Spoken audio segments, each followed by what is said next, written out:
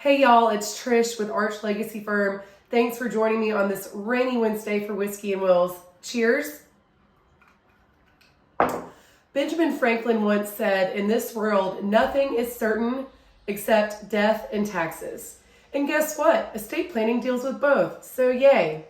It is true, the greatest truth in life is that we all die at some point. And in my mind, one of the biggest mysteries in life is that we don't know when or how. And so this is what we help prepare people for in estate planning. You are going to pass away. It is a fact unless you have discovered that fountain of youth somewhere.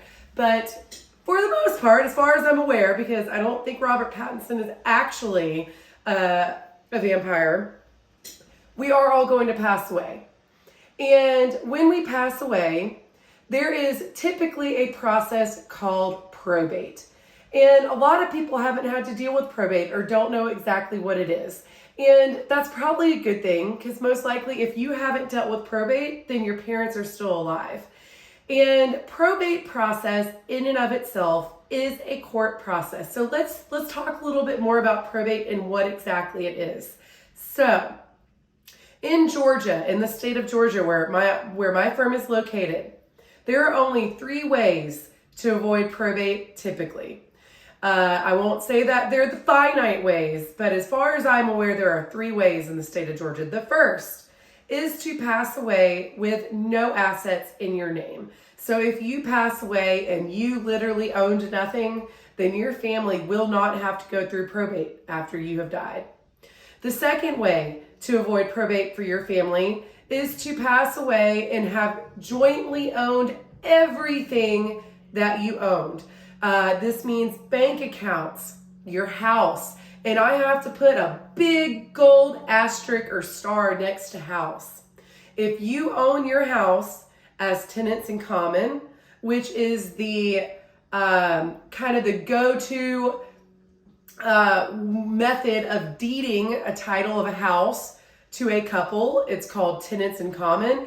It means that each of y'all own 50% of that house individually. So if one person passes away, that 50% does not automatically go to the spouse, and the spouse does not automatically own 100% of the house. So that spouse would have to do some type of probate, and it could be an abbreviated probate, but most likely they are going to have to do something to get full ownership of that house. So the only way to jointly own your house is to jointly own it with rights of survivorship. This is how you would jointly own it to avoid probate. If you jointly own it with rights of survivorship, you each own 100% of your house. And when one person passes away, the other person gets their share automatically. Now, a lot of people have asked me why this isn't automatic. And the reason it's not automatic is because not everybody wants to own their house with rights of survivorship.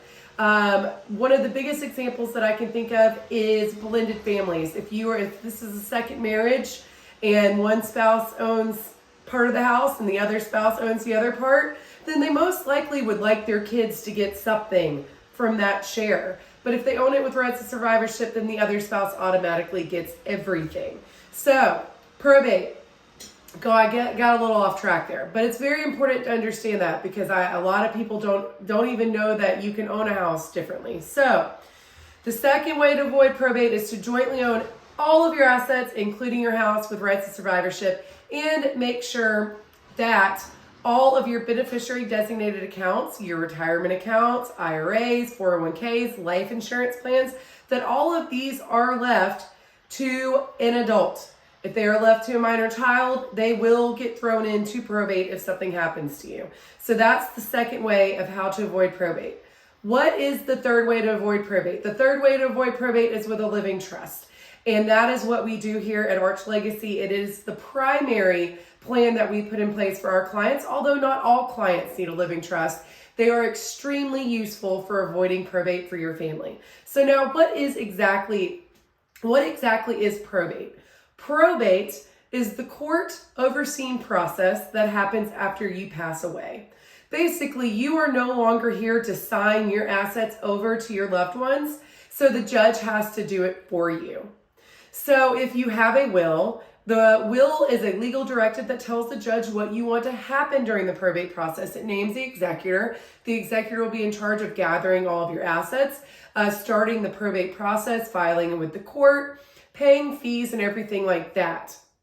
And the executor will gather all your assets, pay off all your debts, and then administer it to your beneficiaries as you have designated in your will, once the judge has given the go-ahead to do that. That is a court process. There is usually probate attorneys involved.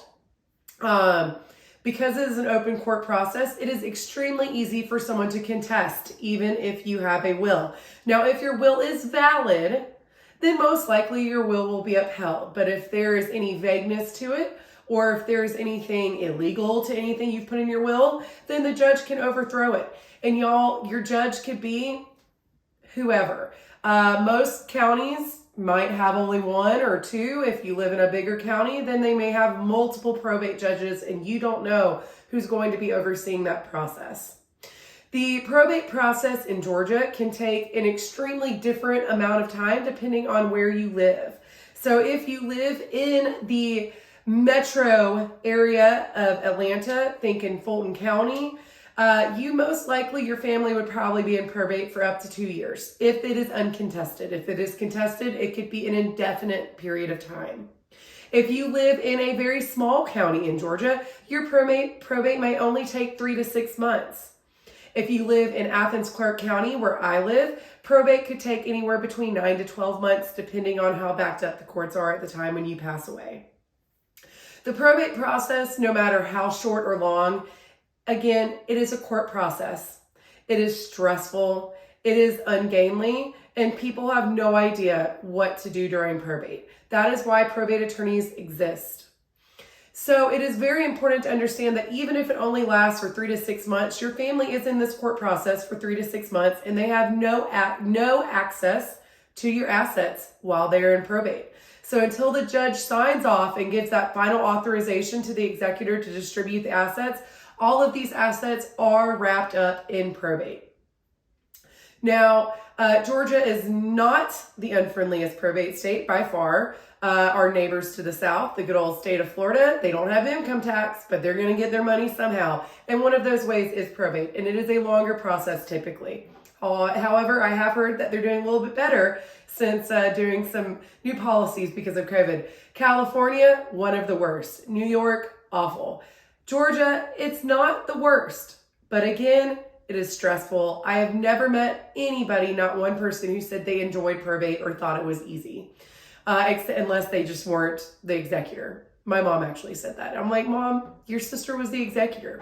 What did you even have to do? She's like, nothing. So if you're the executor or actively involved in probate, I have not had one person tell me that they thought it was an easy or quick process.